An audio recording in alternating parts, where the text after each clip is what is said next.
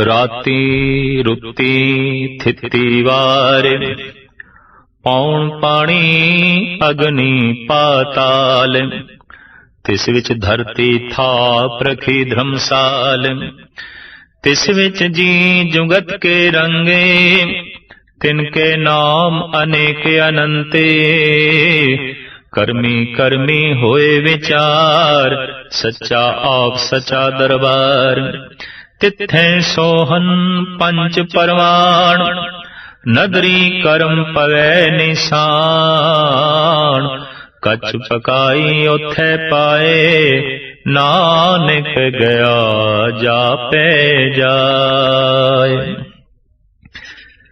जपजी साहब विच आए पंज खंड अध्यात्मक मंडल दियां पंज अवस्था ने। चार अवस्था पड़ाव ने ते पंजवीं अवस्था मंजिले मकसूद है। ते पंजवीं अवस्था नूं गुरु नानक देव जी महाराज ने सचखंड आख्या है। सचखंड वसे निरंकार, जिथे मनुख निरंकार दे छाउंदा है ते निरंकार मनुख दे छाउंदा है। आखिर हर मार्ग दे कुछ न कुछ पड़ाव होंदे ने। हर मार्ग किसी थां तो शुरू होंदा है ते किसी थां ते उसदा अंत होंदा है। जगत दे रहबरी पुरुषां ने मनुख दी सुरत दे जो पड़ाव गिणे मिथे ने, उन्हां संबंधी जानकारी साहिब श्री गुरु नानक देव जी महाराज अपनी इस पावन रचना दे विच कराउंदे ने। और इतनी गल स्पष्ट है कि मार्ग सुरत दा है, मार्ग ध्यान दा है, मार्ग शरीर दा नहीं है। इस मार्ग ते शरीर ने नहीं चलना, इस मार्ग ते सुरत ने चलना है। इस मार्ग ते तन ने नहीं चलना, इस मार्ग ते मन ने चलना है। इस वास्ते धर्म दी समुची साधना मन दी साधना है, न कि तन दी साधना है। सुरत दी साधना है, न कि शरीर दी साधना है। तो जद सुरत ने जाना है गगन मंडल दे उस सचखंड वसे निरंकार तक, तो रस्ते दे पड़ावां दा साहिब श्री गुरु नानक देव जी महाराज ने जिक्र कीता है। साडे देश दे धर्म संबंधी जो कुछ तजर्बे कीते गए, उन्होंने दो पड़ाव दसे ने ते तीसरी मंजिले मकसूद। उपनिषदां दे ऋषि पहले पड़ाव नूं कहंदे रहे ने कर्म कांड, और दूसरे नूं कहंदे रहे ने उपासना कांड, और तीसरी मंजिले मकसूद है, टिकाणा है, अस्थान है, जिन्हों उन्होंने आख्या ज्ञान कांड।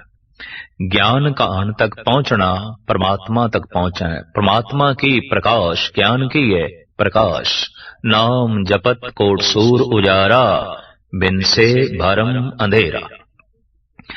हूबहू इसे तरीके नाल इस्लाम दे महान बानी मुहम्मद साहब ने तीन पड़ाव दसे ने ते चौथी मंजिल दसी है।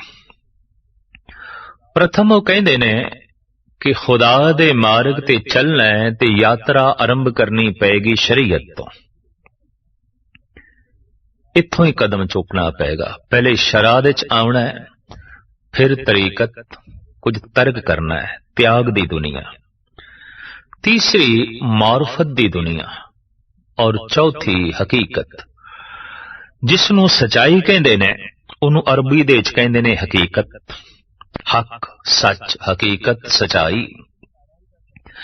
गुरु नानक देव जी महाराज का कथन कि सच तक पहुंचना परमात्मा तक पहुंचना है, मुहम्मद साहब का कहना हकीकत तक पहुंचना खुदा तक पहुंचना है, गल बिल्कुल एक है। इत्थे आके एक पंजाबी मुहावरा भी सिद्ध हो जाता है कि 100 सियाणे इक्को मत, मूर्खां आपो अपनी। सियाणियां ने, दाना पुरुषां ने हमेशा उही गल करनी है जिहदी बुनियाद सच होंदी है, जिहदे च उछाल सुगंधी गुण सच दे ही होंदे ने। तो सच तक पहुंचना, खुदा तक पहुंचना है, सच तक पहुंचना, परमात्मा तक पहुंचना है। इस वास्ते जिथे बैठ के सत दा चिंतन होवे, सत दा ध्यान जोड़िया जाए, उस अस्थान नूं कहंदे ने सत संग। उन्हां बंदियां दा इकट्ठ जो सत दी संगत करन आए ने, सत दी तलाश करन आए ने, ते जिहदा सत नाल संबंध हो जांदा है उहनूं कहंदे ने सत संगी। इह ते सत दा संगी हो गया। और सत दा संगी हो जाना परम शक्ति दा संगी, मूल दा संगी। और इंज कह लो उन्होंने सब तो वड्डा मित्र मिल गया है जिहदे समान होर कोई भी नहीं। तो साहिब श्री गुरु नानक देव जी महाराज ने 4 पड़ाव दसे ने, 5वीं मंजिले मकसूद। जिस तरह 2 पड़ाव ते तीसरी मंजिल साडे देश दे प्राचीन सनातनी ऋषियां ने दसे ने, कर्म कांड, उपासना कांड ते फिर ज्ञान कांड। कर्म कांड शरीर ने करना है, उपासना कांड मन ने करना है, ज्ञान कांड फल है। इंज कह लो कर्म कांड बीज है, उपासना कांड शाखा ने, ते ज्ञान कांड फल है। कर्म दा फल ही है ज्ञान। गुरु ग्रंथ साहब जी महाराज दी बाणी, ज्ञाने कारण कर्म अभ्यास, ज्ञान भया तब कर्मे नास। फल कारण फूल ही बन राय, फल पाका तब फूल विलाय। फुल खिड़े ने फल नूं जन्म देण लई, पर जैसे फुल दे चों फल निकलदा है, फुल्लां दा अंत हो जांदा है। जैसे ही ज्ञान दी प्राप्ति हुंदी है, कर्म कांड दी दुनिया रह जांदी है। अगर सारी जिंदगी कर्म कांड चल रहा है तो इतनी गल स्पष्ट है कि इस बंदे कोल ओ फुल है जिहदे चों अजे तक फल नहीं निकले। और हकीकत दे कुछ कर्म कांड ते ऐसे भी ने जिन्हां दे च वाकई फल दी प्राप्ति हुंदी ही नहीं। जिसनूं अजकल नानक मता कहंदे ने, किसी वक्त इस अस्थान दा नां सी गोरख मता। जद साहिब श्री गुरु नानक देव जी महाराज अपने साथियां मर्दाने इत्यादक दे समेत पहुंचे ने गोरख मते दे च, तां योगियां ने आप दा सन्मान कीता ते मुखी सिरमौर जोगी लोहरीपा नाथ ने गुलाब दा एक फुल पेश कीता। मर्दाना कहन लगा, पातशाह पहले सुमेर पर्वत ते या वटाले जिथे जिथे भी गया जोगी लंबी चौड़ी बहस करते रहे ने, पर हुण इन्हां दा सुभाव बिल्कुल बदले आया। हुण ते आप नूं वेख के प्रसन्न होके गुलाब दा फुल भेट कर रहे ने। पातशाह इन्हां दे सुभाव दे तब्दीली आई है। सतगुर कहन लगे, फुल भेट नहीं कीता, एक सवाल अग्गों रखिया है। ये फुल सानू अर्पण नहीं कीता। इन्हां समुचे जोगियां ने एक सवाल खड़ा कीता। मर्दाना कहंदा, पातशाह सवाल, हाँ इन्हां ने सवाल खड़ा कीता है कि योग मत गुलाब दे फुल दी तरह है। इहदे च रिधियां सिद्धियां दी सुगंधी है। इहदे च संसारिक पूजा प्रतिष्ठा दी सुंदरता है। इहदे च समाधि दी कोमलता है। और ये कह रहे ने कि गुरु नानक देव जी तुसी अज तक ये योग मत धारण नहीं कीता। ते क्यों नहीं कीता? क्योंकि सिद्ध गोश दे च बकायदा इन्हां योगियां दे बचन भी मिलदे ने, दर्शन भेख करो जोगिंदरा, मुंदरा झोली खिंता, 12 अंदर एक सरेवो, खट दर्शन एक पंथा।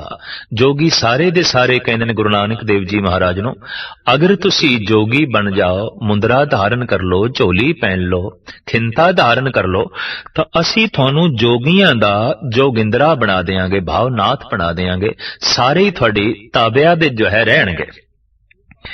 ये सिद्ध गोश दे आए सिद्धां दे बचन जो साहिब श्री गुरु नानक देव जी महाराज ने कलम बंद कीते ने।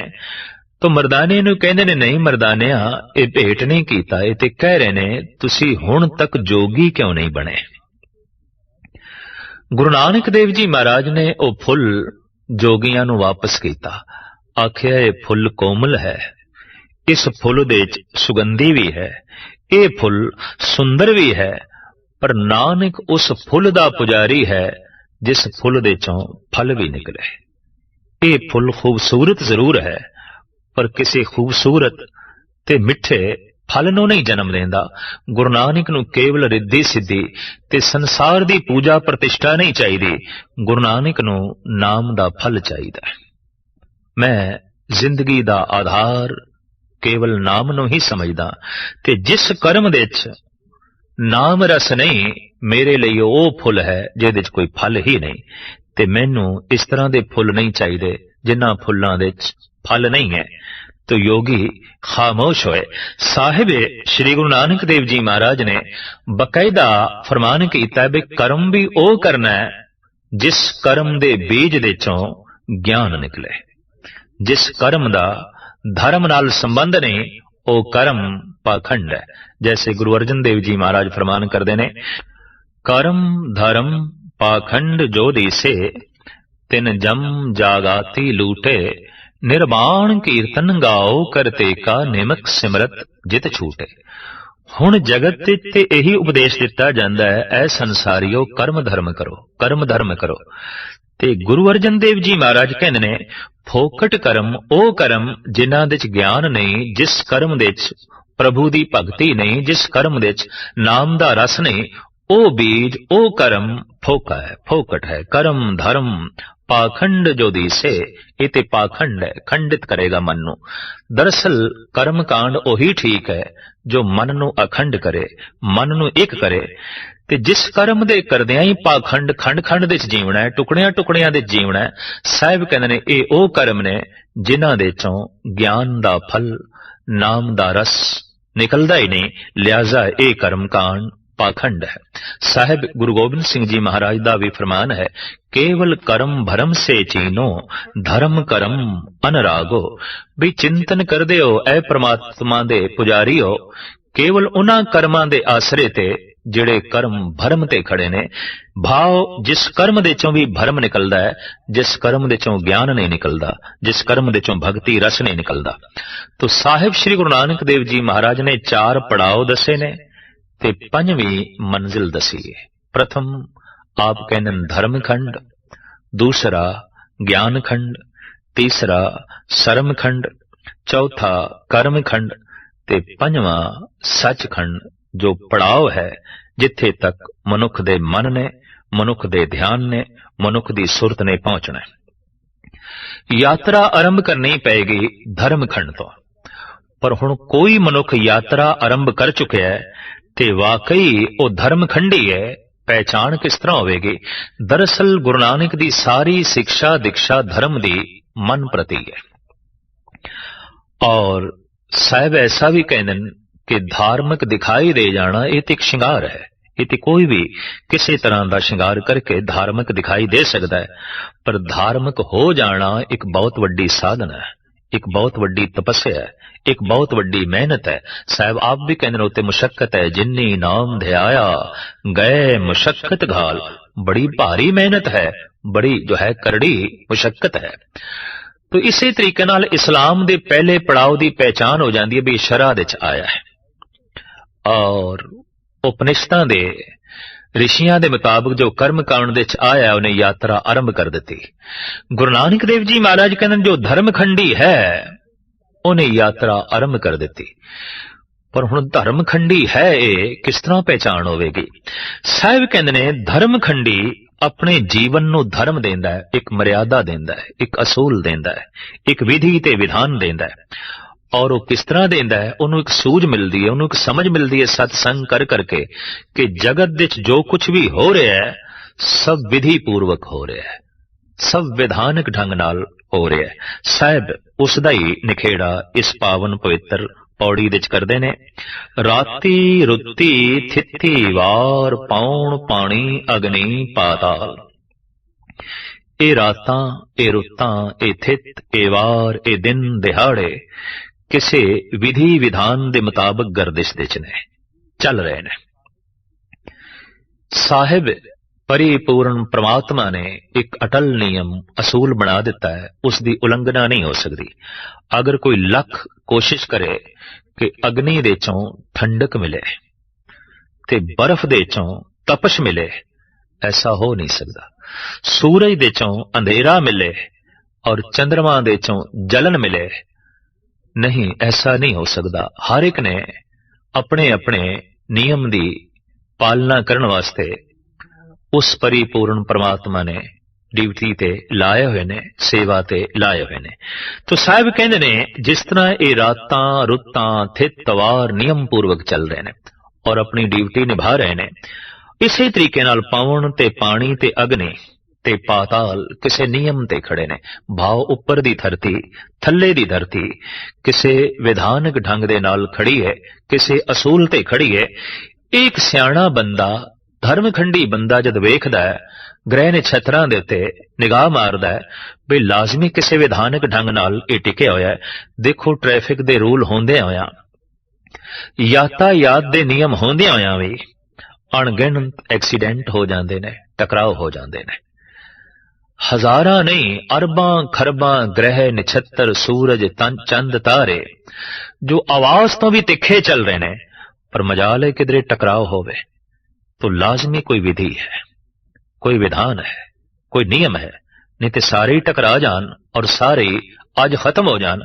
जबकि देखते हैं कि मनुख दे बनाए हुए नियम दे बावजूद, मनुख दी मर्यादा बनाई हुई दे बावजूद एक्सीडेंट हो जाते हैं, टकराव हो जाते हैं। तो इत्थे मनना पेगा कि अगर मर्यादा है ही नहीं तो हुणे ही धरती किसी ग्रह नाल टकरा जाए, और ग्रह एक सैकंड दे सारे टकरा के फना हो जान। नहीं, ये अणगिणत सूरज मंडल, ये अणगिणत ग्रह नक्षत्रां दा मंडल जो बहुत तिखी गर्दिश दे च है पर टकराव नहीं है, ये लाजमी कोई विधि है, विधान है। तो साहिब कहंदे ने सब कुछ विधानक ढंग दे नाल चल रहा है। तिस विच धरती थाप रखी धर्मसाल, पवन दे च, पानी दे च, अग्नि दे च, पाताल दे च, और रातां रुत्तां थित्तां वारां दे च उस परिपूर्ण परमात्मा ने जीवां दे धर्म कमाण लई ये धरती बना के रखी है। इस वास्ते समुची धरती नूं गुरु नानक देव जी महाराज कहंदे ने ये धर्मसाल है, ये जीवां दे धर्म कमाण दी जगह है, धर्मशाला है। इत्थे मनुख ने कुछ पढ़ना है, इत्थे जीवां ने कुछ सीखना है। अगर बंदा बार बार इसे पाठशाला दे च आ रहा है, बार बार इसे पृथ्वी ते जन्म ले रहा है, तो गल स्पष्ट हो गई, बार बार फेल हो रहे हैं, नाकाम हो रहे हैं। जैसे कोई विद्यार्थी एक क्लास दे इम्तिहान देवे, फेल हो गया तो उसे च बैठना पेगा, अगे बढ़ना उसनू नसीब नहीं होगा। तो इत्थे धरती जो धर्मसाल है, इत्थे इम्तिहान की है मौत। मौत दस देगी जिंदगी सफल हुई है या नाकाम हुई है। भगत कबीर कहंदे ने कि चले जुआरी दोए हथ झाड़, ये दोवें हथ झाड़ के जा रहे हैं। मौत दस रही है, जिंदगी खाली रही, जीवन खाली रहा, कुछ भी नहीं है। तो मौत इम्तिहान है। अगर मौत आ रही है, मनुख दुखी है, बेचैन है, मोह वद्दा जा रहा है, संताप वद्दा जा रहा है, तो गल स्पष्ट हुई, इस जीवन तो उच्चा जीवन इसनू नहीं मिलिया, इस संसार तो कोई उच्ची दुनिया इसनू उपलब्ध नहीं हो सकी। इस वास्ते ये इसे ही संसार दे च रहेगा। मनुख नू उतने चिर तक इसे ही संसार दे च रहना पैंदा है जितने चिर तक इस संसार तो उच्ची दुनिया लभदी नहीं। जितने चिर तक विद्यार्थी उच्ची क्लास दे च ना जाए, कामयाब ना होवे, उन्हों नीवीं क्लास दे च रहना ही पैंदा है। बार बार इस धरती ते आवना इस गल दा सबूत है कि मनुख बार बार फेल होंदा रहा है। भगत कबीर कहंदे ने बहुते फेर भय किरपन को अब किछ किरपा कीजे। हे अकाल पुरख, बहुते फेर हो चुके ने, बहुत दफा इसे धरती ते मैं रह चुके हाँ, अगे बढ़ना मैनू नसीब नहीं होया। जबकि गुरु अर्जन देव जी महाराज प्रेरणा देंदे ने, अगांह को तरांग पिछा फेर न मोड़ड़ा।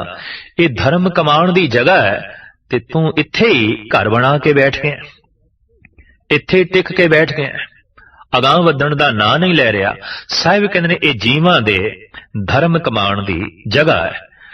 धरती दे उत्ते जनसंख्या दा वध जाना इस गल दा सबूत है कि मौत दस रही है ये जीव फेल हो गया, तो मुड़ के फिर इत्थे आ रहे ने कि कुछ पशु जूना पशु तन नू त्याग के विकास करदियां होईयां मनुख बन रही ने, उन्होंने भी इस धरती ते विचरना है। ते मनुख मर के फिर मनुख बन रहा है, अगां नहीं जा रहा, मुक्ति प्राप्त नहीं हो रही।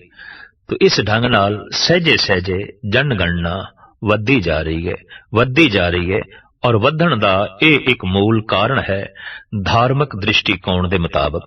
ਅਗਰ ਇਸ ਜੀਵ ਨੇ ਮੋਕਸ਼ ਹੀ ਨਹੀਂ ਆਉਣਾ, ਅਗਰ ਇਸ ਵਗਦੀ ਹੋਈ ਧਾਰਾ ਨੇ ਸਾਗਰ ਦੇ ਚ ਲੀਨ ਹੋ ਕੇ ਸਾਗਰ ਦਾ ਰੂਪ ਹੀ ਨਹੀਂ ਬਣਨਾ, तो इसने रस्ते दी जमीन नो थां थां ते छप्पड़ बन के घेरना है, तालाब बन के घेरना है।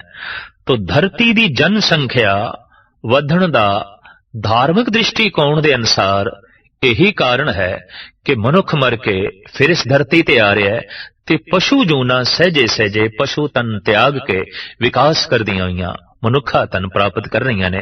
और इस ढंग नाल जनगणना वधी जा रही है। जैसे विद्यार्थी बार बार फेल होंदा रहे और सारे फेल होंदे रहन ते नवे दाखला लेंदे रहन, तां क्लास दे ते बहुत भीड़ हो जाएगी, बहुत भीड़ हो जाएगी।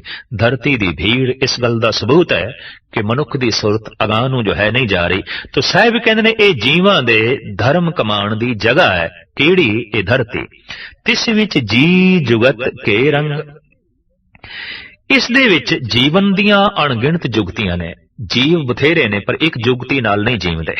जैसे कई जीव ने चौपाए जानवर, वो जबान नाल चट के ही पानी पींदे ने और मांस खांदे ने, घास नहीं खा सकते। भुखा मर जाएगा शेर, घास नहीं खाएगा, और भुखी मर जाएगी गऊ, मांस नहीं खाएगी। इन्हां दियां जीवन जुगतियां परिपूर्ण परमात्मा ने नाल निश्चित कर दित्तियां ने। इस वास्ते कहा जाता है कि पशु भोग जोन है ते मनुख जो है ये कर्म योन है। ये कुछ भोगण वास्ते भी आया है पर कुछ कर्म वास्ते भी आया है। पर पशुआं दी ते जीवन जुगती भी बजी हुई है। वो अपनी जीवन जुगती तो एक पासे नहीं हो सकते, उसे दे च ही मजबूरन उन्हां नूं जीवना पैंदा है। मनुख नूं अपनी जीवन जुगती स्वयं तलाश करनी पैंदी है। की पहनना है, की नहीं पहनना, कित्थे रहना है और किवें रहना है, की खाना है, की नहीं खाना। गरज के सारियां जुगतियां उगतियां मनुख नूं स्वयं लभणियां पैंदियां जीवन दे संबंध विच। तो साहिब कहंदे अनेकां तरह दे जीव जो इस धरती दे च ने, उन्हां दियां अनेकां तरह दियां जीवन जुगतियां ने, उन्हां दे अनेकां रंग ने, तिनके नाम अनेक अनंत। साहिब कहंदे ने इन्हां जीवां दे नाम भी अनेकां ने, रूप भी अनेकां ने, रंग भी अनेकां ने, और जीवन दियां जुगतियां भी अनेकां ने। पर हुण साहिब कहंदे ने करमी करमी होए विचार। प्रभु दे दर दे उत्ते जो विचार हुंदी है वो कर्मां दी हुंदी है। कर्म की ने? और मनुख ते चूंकि है ही कर्म योन, ये भोग योनी नहीं है, ये कर्म योनी है। मनुख ने कितना भोगया है, इस गल दी महानता उत्थे नहीं मनी जाएगी। मनुख ने कर्म की कीते ने, इस गल दी गणना होवेगी, इस गल दी गिणती होवेगी की कर्म कीते ने। और कर्म ओही शुभ होंदा है जिस दे नाल दूजियां दी जिंदगी दी तामीर होवे ते अपनी सुरत उच्ची होवे, मन नूं हुलास मिले, दूजियां नूं सुख मिले, वो ते शुभ कर्म है। ते जिस कर्म देआं दूजे नूं चोट मिले ते मन दे च गिलानी पैदा होवे, वो ते अशुभ कर्म है। तो साहिब कहंदे ने उस प्रभु दे दरबार ते फिर जीवां दे कर्मां दी विचार आउंदी है। करमी करमी होए विचार, सच्चा आप सच्चा दरबार। इन्हां कर्मां दी कित्थे विचार आउंदी है?